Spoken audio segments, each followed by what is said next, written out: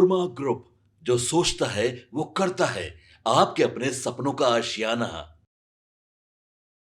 लोक जनशक्ति पार्टी रामविलास के राष्ट्रीय अध्यक्ष चिराग पासवान का गुस्सा एक बार फिर से भरे मंच से देखने को मिला है और इस बार उन्होंने पूर्णिया में एक जनसभा के दौरान नेता प्रतिपक्ष तेजस्वी यादव को आड़े हाथ लिया है और माई बहन योजना की बात जो महागठबंधन करती है उस पर चिराग पासवान का गुस्सा फूट पड़ा है। जिस तरीके से प्रधानमंत्री नरेंद्र मोदी की स्वर्गीय माता जी के खिलाफ शब्दों का इस्तेमाल किया गया, एक बार दरभंगा में इस्तेमाल किया गया, गलत शब्दों का उपयोग किया गया, जिसके बाद लगातार एनडीए गठबंधन की तरफ से बिहार बंद का आह्वान करके विरोध प्रदर्शन जताया गया था। वहीं बीते दिनों भी सोशल मीडिया पर एक ऐसा ही वीडियो सामने आया जहां तेजस्वी यादव मंच पर मौजूद थे और वहीं से भीड़ से फिर से पीएम मोदी की मां के खिलाफ गलत शब्दों का इस्तेमाल किया गया, पीएम के खिलाफ गलत शब्दों का इस्तेमाल किया गया। इस पूरे मामले पर आज पूर्णिया में चिराग पासवान ने जनसभा के दौरान लोगों को संबोधित करते हुए चिराग पासवान ने तेजस्वी यादव पर हमला किया है। उन्होंने माई बहन योजना की जो बात तेजस्वी यादव करते हैं उस पर निशाना साधा और कहा कि जो मां बहन की इज्जत नहीं कर सकता वो योजनाओं की बात ना करे। इसके अलावा भी कई मुद्दों पर चिराग पासवान का गुस्सा फूटा। उन्होंने महागठबंधन को कई मामलों पर घेरने की कोशिश की है। पूरा वीडियो हम आपको सुना रहे कि आखिर चिराग पासवान मंच से क्या कुछ कहते नजर आए। मैं मां पूरन देवी के चरणों में नमन करते हुए, उनका आशीर्वाद लेते हुए आज यहां सर्वप्रथम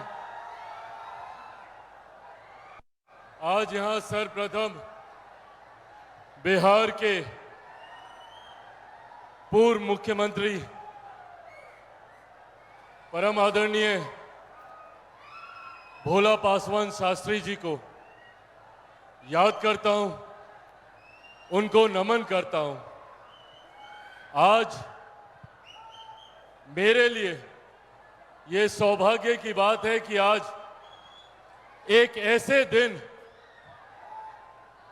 हम लोग इस कार्यक्रम का आयोजन कर रहे हैं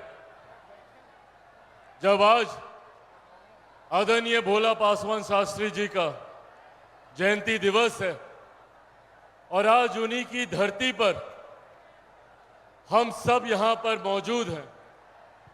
मुझे याद है, मेरे लिए ये सौभाग्य की बात रही कि कुछ वर्ष पूर्व मुझे उनके आंगन में उनके परिवार के साथियों के साथ समय बिताने का सौभाग्य मिला। आज उनके परिवार के सदस्य, उनके भतीजे आदरणीय वीरेंद्र जी पासवान जी भी यहां पर मौजूद हैं। ऐसे में आज के दिन का महत्व और ज्यादा बढ़ जाता है। जिस तरीके से भोला पासवान जी ने बिहार का नेतृत्व करते हुए बिहार को एक नई दिशा देने का काम किया, उसी तरीके से हमारी ये नवसंकल्प महासभा, जिसको बिहार के अलग अलग संभाग में आयोजित करते हुए आज ये अंतिम सभा सीमांचल के इलाके में पूर्णिया में आज आयोजित की गई। इस सभा की शुरुआत हम लोगों ने शाहबाद के आरा जिला से हम लोगों ने इसकी शुरुआत की। नालंदा के राजगीर होते हुए हम लोग सारण, सिवान, छपरा, मुंगेर, गया जी, तमाम जगह से ये सभा होते हुए आज अंतिम सभा चुनाव से पहले हम लोग यहाँ पूर्णिया में आयोजित कर रहे हैं, जिसमें लगभग 6 जिले मिलाकर कटिहार, पूर्णिया, अररिया, किशनगंज, सहरसा, मधेपुरा, सुपौल, लगभग 7 जिलों को मिलाकर आज हम लोगों ने इस सभा को आयोजित करने का कार्य किया। इसके पीछे का उद्देश्य क्या है? जब हम लोग नव संकल्प की बात करते हैं, क्या है ये नव संकल्प? नव संकल्प हमारे बिहार को विकसित राज्य बनाने का संकल्प है। नव संकल्प बिहारियों को अपना खोया हुआ गौरव, स्वाभिमान दिलाने का संकल्प है। नव संकल्प हमारी महिलाओं को सम्मान, बुजुर्गों को अधिकार और युवाओं को रोजगार दिलाने का संकल्प है। नव संकल्प बिहार को फर्स्ट और बिहारियों को फर्स्ट बनाने का संकल्प है। इसी लक्ष्य, इसी उद्देश्य के साथ हम लोग आगे बढ़ने का काम कर रहे हैं। और आज जब चुनाव की दहलीज पर बिहार खड़ा है, तो आज की ये मुलाकात और ज्यादा खास हो जाती है। आप सब जानते हैं कि अब बिहार में आने वाले दिनों में विधानसभा के चुनाव घोषित होने वाले हैं और ये विधानसभा के चुनाव निर्धारित करेंगे हम लोगों के आने वाले 5 साल का भविष्य। और ये 5 साल हर व्यक्ति के जीवन में महत्वपूर्ण होते हैं। आज हम लोगों को ये पूछने की जरूरत है कि क्या कारण है कि भैया आजादी के लगभग 80 साल के बाद भी क्यों हमारा प्रदेश एक विकसित राज्य नहीं बन पाया, जबकि भारत एक साथ आजाद हुआ, भारत के तमाम प्रदेश एक साथ आजाद हुए। तो क्या कारण है कि कहीं दिल्ली, बंबई जैसे चमचमाते शहर बने और वहीं हमारा बिहार जो आजादी के 80 साल के बाद भी आज भी एक पिछड़ा राज्य कहलाता है? यह सवाल हमें खुद से पूछना होगा कि कहां कमी रह गई, क्या चूक हुई कि जिस तरीके से बाकी के राज्यों ने तीव्र गति से विकास किया, तो आज भी हमारा प्रदेश मूलभूत जरूरतों के अभाव से जूझता है। आज भी मेरे बच्चों को बिहार से बाहर जाना पड़ता है शिक्षा के लिए, मेरे भाई बहनों को बिहार से बाहर जाना पड़ता है रोजगार के लिए, माताओं बहनों बुजुर्गों को दिल्ली तक जाना पड़ता है स्वास्थ्य सेवा के लाभ के लिए। क्यों? ये कारण जब तक हम समझेंगे नहीं, तब तक सही मायनों में विकसित बिहार का निर्माण हम लोग नहीं कर पाएंगे। और इसका सबसे बड़ा कारण है जातीय व्यवस्था, जिसने बिहार और बिहारियों को सिर्फ बांटने का काम किया। और कई ऐसे राजनीतिक दल हैं, कई ऐसे राजनेता हैं जो हम लोग को जाति के नाम पर बांटकर अपनी राजनीतिक रोटियां सेकने का काम करते हैं, जो कभी जात के नाम पर, कभी धर्म के नाम पर भाई को भाई से लड़वाने का काम करते हैं और बदले में खुद तो सत्ता हासिल कर लेते हैं और हम लोगों को उसी परिस्थिति में जीने के लिए छोड़ देते हैं। आज बिहार से निकला हुआ युवा दूसरे राज्यों में जाकर, दूसरे देशों में जाकर बड़े से बड़े पद पर विराजमान है, बड़े से बड़ा व्यवसाय कर रहा है। बिहारी हर क्षेत्र में आगे है। आप मीडिया हाउसेज में चले जाइए, बड़े पदों पे आपको बिहारी मिलेंगे। आप कोई बिजनेस घराने में चले जाइए, बड़े पदों पर आपको बिहारी मिलेंगे। अधिकांश IAS IPS ऑफिसर्स बिहारी हैं। तो क्या कारण है जब बिहारी इतना आगे, तो मेरा बिहार इतना पीछे क्यों छूट गया? ये सवाल हमें अपने आप से करने की जरूरत है। हमें यह जानने की जरूरत है कि जिन लोगों ने हमें जात पात धर्म मजहब के नाम पर बांटने का काम किया, तो बदले में हमें क्या मिला? जिन लोगों ने अपनी राजनीतिक रोटियां जाति धर्म के नाम पर हमें बांटकर सेकी, तो उन्होंने बदले में हमें क्या दिया? आज कई ऐसे राजनीतिक दल हैं, राजद जैसी पार्टी, जो सीने पे तमगे की तरह MY समीकरण को लेकर चलती है। क्या है उनका ये MY समीकरण? हम लोगों को धर्म के नाम पर बांटना और जाति के नाम पर बांटना, ये है उनका MY समीकरण। आपने बांटा, हम बटे भी। 15 साल 90 का पूरा दशक दे दिया, एक पूरी पीढ़ी हम लोगों की चली गई, आप पर विश्वास करते हुए, पर बदले में हमें क्या मिला? एम को क्या मिल गया, वाई को क्या मिल गया? आज सब उसी बदहाल परिस्थिति में है। इसीलिए साथियों आज ये आग्रह करने आया हूं, जरूरत है हमें एकजुट होने की, हमें एकत्रित होने की। हमें इस बात को समझने की जरूरत है कि जिन लोगों ने हमें बांटा उन्होंने अपना घर तो सजा लिया, पर हम लोगों को उसी बदहाली में जीने के लिए छोड़ दिया।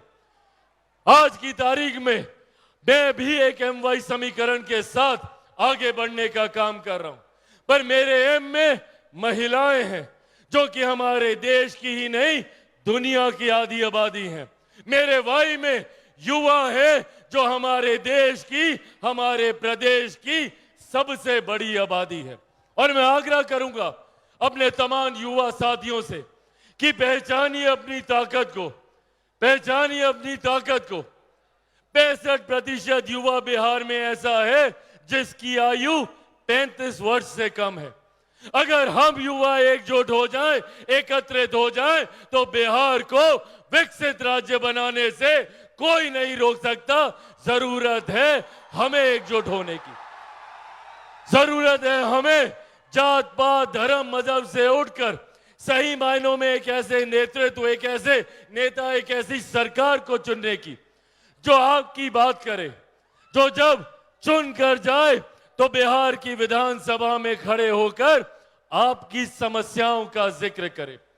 और इसी सोच के साथ हम लोगों ने बिहार फर्स्ट, बिहारी फर्स्ट की सोच को तैयार किया। और मैंने सालों दिए हैं बिहार फर्स्ट, बिहारी फर्स्ट को तैयार करने के लिए। बिहार फर्स्ट, बिहारी फर्स्ट बिहार की हर समस्या का समाधान है। भले वो बिहार में बाढ़ सुखाड़ की समस्या हो, वो यहाँ पे रोजगार की समस्या हो, यहाँ पे शिक्षा की समस्या हो, यहाँ की स्वास्थ्य सेवाओं की समस्या हो, यहाँ के किसानों की समस्या हो, यहाँ के मजदूरों की समस्या हो। आज हम लोगों ने बिहार फर्स्ट, बिहारी फर्स्ट के माध्यम से सिर्फ समस्याओं का जिक्र नहीं, उसके समाधान पे हम लोगों ने काम करने का कार्य किया।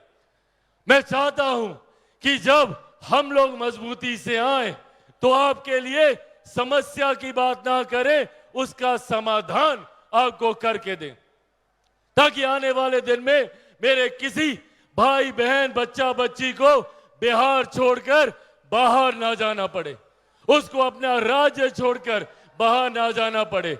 आपको अपने राज्य में, अपने जिले में, संभवतः अपनी प्रखंड, अपनी पंचायत में आपको रोजगार के अवसर मिले। इस सोच के साथ चिराग पासवान आगे बढ़ने का काम कर रहा है। साथियों, मैं एक ऐसे परिवार से आता हूं जिन्होंने अपना पूरा जीवन बिहार, बिहारियों के लिए समर्पित करने का कार्य किया। मेरे नेता, मेरे पिता आदरणीय रामविलास पासवान जी ने, उनसे जितना बन पड़ा उन्होंने बिहार और बिहारियों के लिए करने का काम किया। पर मैं जानता हूं कि अभी भी उनके सपने अधूरे हैं, अभी भी उनके कई कार्य अधूरे हैं। ऐसे में उनके सपनों को पूरा करने के सोच के साथ निकला हूं। यहां पे मौजूद हर बुजुर्ग जिसने बिहार को विकसित राज्य बनने की सोच रखी, उनके सपनों को पूरा करने निकला हूं।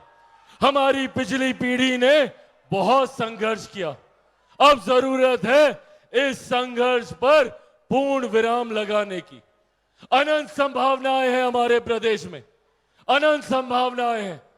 हमारा प्रदेश, अगर हम सब मिलकर एकजुट होकर अगर हम लोग कार्य करें तो हमारे देश का सबसे विकसित राज्य हमारा प्रदेश बन सकता है। इतनी क्षमता है हमारे राज्य में। पर दिक्कत यहां पर सिर्फ जात पात धर्म मजहब पर लोग काम करते हैं, विकास पर कोई काम नहीं करता। इसीलिए साथियों, आज यहां आग्रह करने आया हूं।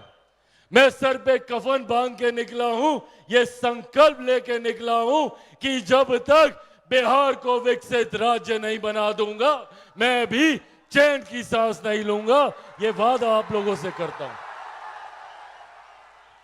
और इसके लिए राह में कितनी तकलीफें क्यों ना आए, मैं सब झेलने को तैयार हूं। आज चिराग पासवान से जितने विपक्षी दल हैं वो बैर क्यों रखते हैं? क्यों चिराग पासवान को समाप्त करना चाहते हैं? क्यों चिराग पासवान की राजनीतिक हत्या करना चाहते हैं? सिर्फ इसीलिए कि मैं बिहार की बात करता हूं, बिहारियों की बात करता हूं। मैं किसी जाति की नहीं, किसी धर्म की नहीं, 14 करोड़ बिहारियों की बात करता हूं। और इसके लिए इन्होंने पूरी ताकत लगा दी कि कैसे चिराग पासवान को समाप्त किया जाए। षड्यंत्र पे षड्यंत्र रचे गए। मेरी पार्टी को समाप्त किया गया ये सोचकर कि चिराग पासवान डर जाएगा, टूट जाएगा, पर नहीं डरा चिराग पासवान। मेरे परिवार को तोड़ा गया ये सोचकर कि चिराग पासवान डर जाएगा, नहीं डरा चिराग पासवान। मुझे मेरे घर से बाहर फेंक दिया गया ये सोचकर कि चिराग पासवान डर जाएगा, नहीं डरा चिराग पासवान।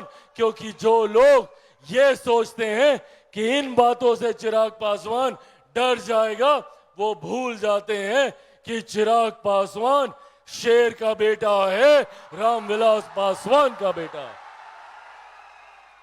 और मैं जानता हूं कि संभवतः आने वाले दिनों में और कई यातनाएं मुझे झेलनी पड़ेंगी, और कई तरीके की प्रताड़नाएं मुझे झेलनी पड़ेंगी। क्यों? क्योंकि मैं बिहार को विकसित राज्य बनाने की सोच के साथ निकला हूं। कई राजनीतिक दल ऐसे हैं जो नहीं चाहते कि हमारे युवा पढ़ लिख जाएं। क्यों? क्योंकि उनको खुद को डर लगता है। खुद ने शिक्षा हासिल नहीं की तो वो डरते हैं कि अगर यहां का युवा पढ़ लिख गया तो उनसे सवाल करेगा, उनसे अपने हक अधिकार की मांग करेगा। इस बात से डरते हैं। इसीलिए वो चाहते हैं कि यहाँ के युवा बाहर चले जाएं, ताकि घर के बुजुर्गों को जात पात धर्म मजहब में उलझाकर फिर अपने MY समीकरण को ये लोग साधने का काम करें। साथियों, एक ईमानदार सोच, एक ईमानदार लक्ष्य के साथ मैं निकला हूं। मुझे मेरी महत्वाकांक्षाएं मायने नहीं रखती, मायने रखता है तो आपकी तकलीफें। मुझे मेरी चिंता नहीं है तो चिंता है तो मेरे युवा साथियों के भविष्य की, मेरे बच्चों के भविष्य की, और आने वाली पीढ़ी के उज्जवल भविष्य के लिए मैं कुछ भी करने को तैयार हूं। मैं किसी भी तरीके की तकलीफ सहने को तैयार हूं। बस मैं इतना चाहता हूं कि मेरी इस मुहिम में आप भी मेरा साथ दें। मैं चाहता हूं कि बिहार फर्स्ट, बिहारी फर्स्ट की सोच को आप लोग घर घर तक पहुंचाने का काम करें। चिराग पासवान अकेला इसमें कुछ नहीं कर सकता। चिराग पासवान को जरूरत है तो कदम कदम पर आप सबके साथ की, आप सबके सहयोग की। दीजिएगा मेरा साथ। उसके लिए सबको चिराग पासवान बनना होगा। बनेंगे चिराग पासवान? ऐसे नहीं, दोनों हाथ उठा के बताइए, बनेंगे चिराग पासवान? बनेंगे चिराग पासवान? बनेंगे चिराग पासवान? साथियों, बस मेरा साथ दीजिए। एक ईमानदार सोच के साथ, एक विकसित बिहार बनाने के लक्ष्य के साथ निकला हूं। आज मुझे गर्व होता है कि मेरी रगों में एक ऐसे नेता का खून है जो जिस मंत्रालय में गए उन्होंने उस मंत्रालय के माध्यम से बिहार और बिहारियों के लिए जितना कर सकते थे करने का कार्य किया। आज मुझे गर्व होता है कि भैया, देश की एक बड़ी आबादी, आज भी देश में 81 करोड़ लोगों को मुफ्त में अनाज दिया जा रहा है। तो ये सोच मेरे नेता, मेरे पिता आदरणीय रामविलास पासवान जी की है। आज जो मेरे युवा साथी हाथ में मोबाइल फोन लेकर निकले हैं, ये मोबाइल फोन मेरे नेता आदरणीय रामविलास पासवान जी की सोच है।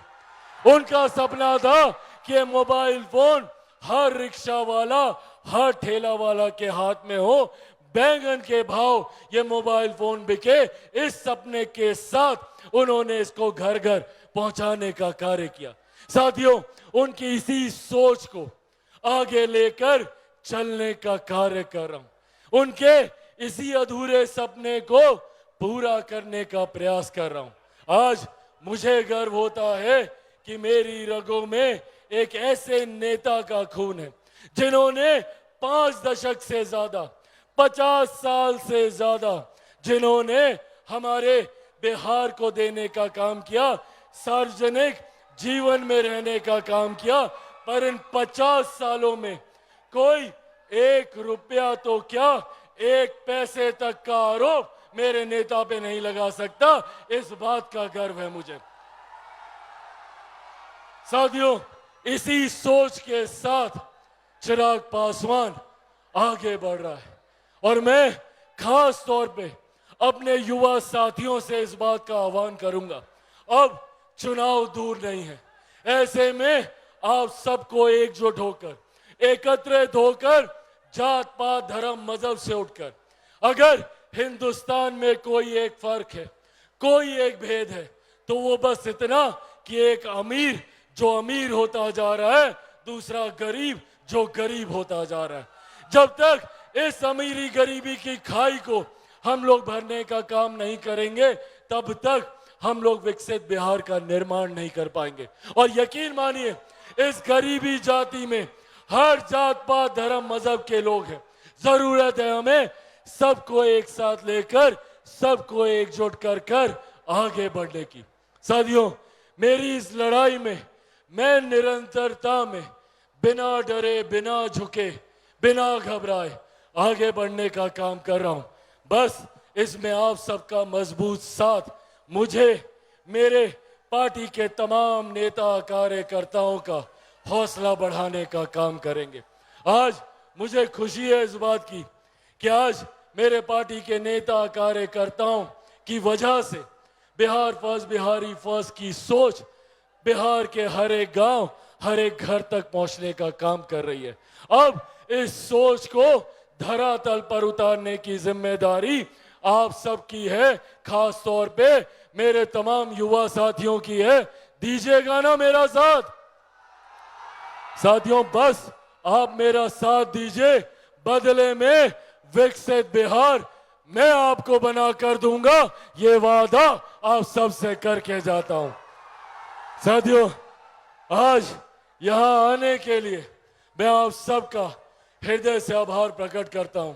यहां पर मौजूद मेरी पार्टी के तमाम राष्ट्रीय पदाधिकारियों का, यहां पर मौजूद मेरे तमाम सांसद साथियों का, यहां पर मौजूद हमारे तमाम प्रदेश के पदाधिकारियों का, यहां पर मौजूद अलग अलग जिलों से आए हुए तमाम हमारे जिला अध्यक्षों का, यहां पर मौजूद विभिन्न प्रखंडों से आए हुए तमाम हमारे प्रखंड पदाधिकारियों का, हमारे एक एक नेता, एक एक कार्यकर्ता, प्रेस मीडिया के तमाम साथी, यहाँ पे मौजूद तमाम सुरक्षा कर्मी और यहाँ पे बड़ी संख्या में मौजूद मेरी तमाम माताएं, बहनें, बुजुर्ग और मेरे तमाम नौजवान युवा साथियों का एक बार फिर से हृदय से आप सबका आभार करता हूं। बहुत बहुत धन्यवाद। जय हिंद, जय बिहार। लोक जनशक्ति पार्टी रामविलास जिंदाबाद। लोक जनशक्ति पार्टी रामविलास जिंदाबाद। आदरणीय रामविलास पासवान अमर रहे। आदरणीय रामविलास पासवान अमर रहे। आदरणीय भोला पासवान शास्त्री अमर रहे। आदरणीय भोला पासवान शास्त्री अमर रहे। अमर रहे, अमर रहे। Bihar first, Bihari first, Bihar first, Bihari first, Bihar first. Bihari first.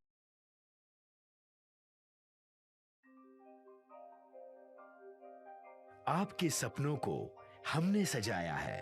ई होम्स पैनोरामा को हमने बनाया है। ई होम्स मेरा एक सपना था जिस पे मैं पिछले 4 साल से काम कर रहा था। हमने जो बनाया है वो सबने है माना। ई होम्स पैनोरामा में हो आपका भी आशियाना। और फाइनली हमने 2021 में इस प्रोजेक्ट को लॉन्च किया। बहुत लोग अप्रिशिएट कर रहे हैं कि पूर्णिया जैसे शहर में बिहार के, एक तो बिहार की बात करें, उसमें भी पूर्णिया जैसे छोटे जगह में इस तरह का लाइफस्टाइल देना, ये सुन के हम लोगों को बहुत अच्छा लगता है। ई होम्स में हमने कुछ और भी किया है, जैसे हम जिस जगह में रह रहे हैं हमारे फैमिली सिक्योर हो, उनको सिक्योरिटी का ध्यान में रखा है। आपकी सुविधा और सुरक्षा आपके लिए खास है, ये आपका विश्वास है। इसमें आर्टिफिशियल इंटेलिजेंस का 7 लेयर सिक्योरिटी का हमने इस्तेमाल किया है। लस ग्रीन कैंपस को बनाया है, यदि हमारा बाउंड्री वाल है तो वो वर्टिकल गार्डन है। ये जितनी भी फैसिलिटी होता है एक इंटरनेशनल टाउनशिप में, ई होम्स है, ये हम लोग विश्वास नहीं कर पा रहे हैं। जो भी हमारे मित्र दोस्त या जो भी हमारे बाहर के बाहर आते हैं, तो हम लोगों को बहुत अच्छा सुनने को मिलता है और बहुत अच्छा क्रेडिट मिल रहा है। वो सारा हमने सिर्फ एक बिल्डिंग नहीं बनाया, हमें एक बहुत अच्छा लाइफस्टाइल दिया ई होम्स में, और मेरा एक सपना था जिसको मैं आज फुलफिल होते हुए देख रहा हूँ। ये आपका आवास है। ई होम्स पैनोरामा में अब आपका निवास है। E homes Panorama, luxurious lifestyle redefined. Panorama group, जो सोचता है वो करता है। अगर ये वीडियो पसंद आई और वह बिहार के राजनीति और बिहारियत से सरोकार रखेनी तो सब्सक्राइब बटन दबा के चैनल के सब्सक्राइब कर ली। ओजे एगो घंटी बा, ओकरा बटन दबा देला से कुल सटीक और मारक खबर रुआ मुफ्त में मिल जाई।